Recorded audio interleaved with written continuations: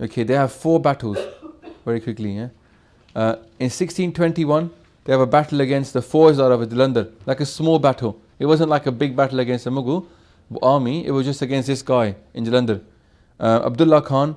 He was incited into battle by Bhagwan Chand's son. So that's Bhagwan Chand is Chandu's son. He decides to incite Abdullah Khan to fight him. Guru Sahib fought and killed Abdullah himself. Yeah, and it's one of the first victories against the Mughal forces. But it's not with the wider Mughal army. Maharaj kills Abdullah Khan himself, but there's a big gap between the next couple of battles. So there's like they have the initial skirmish, and then the Sikhs won that. So a bit of confidence in the Sikhs that we can fight, we can win. Yeah. Then Jahangir dies, and then Shah Jahan becomes the emperor.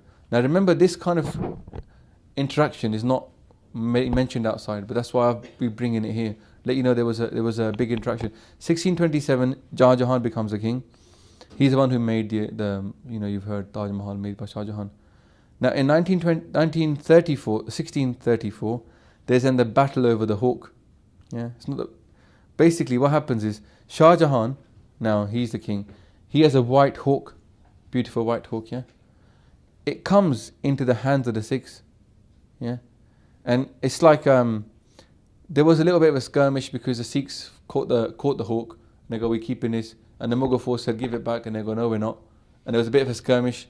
Yeah, and the Sikhs won that skirmish. Those people that they beat went back to tell the rest of the wider army that the Sikhs have got our white hawk, Shah Jahan's white hawk. So then they decided to send a bigger army, okay, and the Sikhs defeated that army as well, okay. So Shah Jahan, 7,000 men are sent with Mukhlis Khan at the head, okay. At the same time, it was Bibi Biro's wedding, right? So they decided to move out of the town, okay, rather than have everybody else slaughtered inside the town. Moved out of the town, okay. The wedding was moved, and the battle took place there in the same place near Kirtpur Sahib. And 700 Akali Sena soldiers, beat 7,000 of these Mughal soldiers. Vastly 10-1, yeah. So it was a big thing to go for it, but they went for it and they won as well, okay. So this is a great victory for the Khalsa, not the Khalsa, the Akaal Sena, yeah. Sikhs are feeling very sort of thing. And Guru Sahib again takes out Mukhlis Khan themselves, okay. 1634, there's a bit of a gap. Now, then there's another battle straight after over the horses, okay. The Mughals, they decided that basically these horses that the Sikhs were bringing to Guruji, they wanted them. So they took them. Maharaj wasn't happy about that. Bidhi Chand, he's one of those 5 commanders of the Akaal Sena. He'd been there when Guru Arjan Dev Ji Maharaj was Shaheed in Lahore, yeah. He was actually, from his previous life, a thief. And now he decides to put his skills to use for the Guru. So he then goes back and steals these horses, okay. And he's very clever in his thievery. He's not just some, he was like he's a disguise, he could fall into disguises.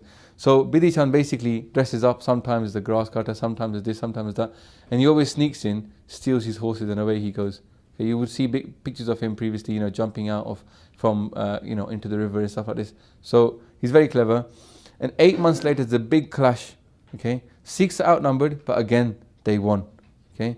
But 1,000 Akali Sena are now Shaheed in that battle, yeah. So now what's happening is Sikhs are fighting, they're winning. Sikhs are becoming Shaheed, okay. But they're still joining and they're still fighting. So this is the 3rd battle now the Sikhs have won, okay. And again in 1635, then you get a big battle of Kartarpur, okay. This is Guru Arjan Dev Ji's Kartarpur, isn't it? Probably, yeah.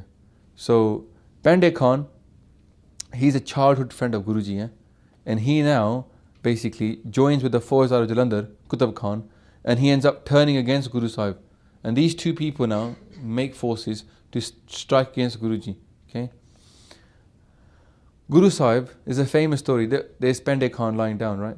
And Guru Sahib then says to Pande Khan, they face each other on the battlefield, and they've trained together, as friends. And Maharaj says to him, Pande Khan, I'll give you the first blow.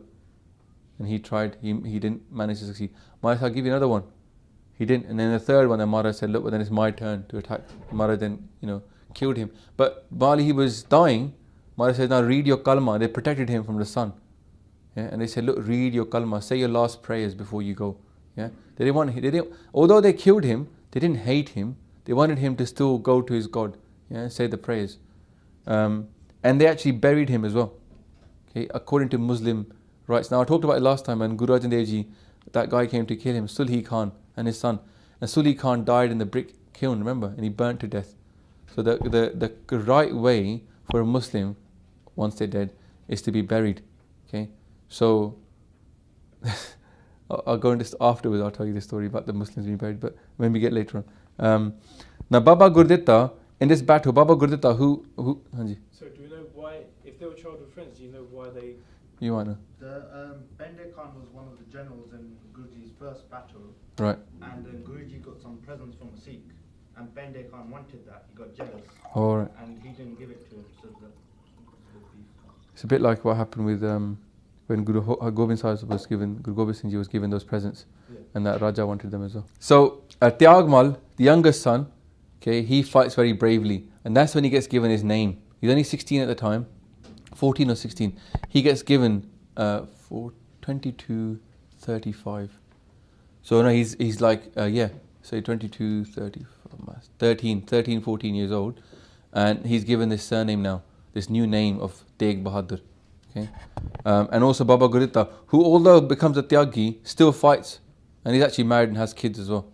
Okay, but he's Udasi. Now, all four are one with the Akaal Singh. Now, Sikhs become very confident now. That, you know, our Guru Sahib is blessed. Because the thing is, it's not enough to have a soldier and an army. But when they actually start winning, and they're led by someone like Guru Sahib, who is, Sache Padshah, and they keep on winning, they have so much confidence. The Guru Sahib ne kirpa kiti. We won this battle. 700 against 7,000. Second battle they won, but they won. And the Mughals are proven now to the general populace not to be invincible. There was a bit of a, like that, 300, there's those people that the immortals, and they're seen to be immortal, and they go, we'll prove them not to be immortal. It was like that. The Sikhs had proven the Mughal emperor not to be invincible. Okay, and actually, it's not long. Then you see the Sikhs come into power, into ascendancy, and the Mughal kingdom seems to go, doesn't it? But the Guru Gobind Singh time, there's no more Mughal kingdom left really after that. That's because of the Sikhs. They destroyed them.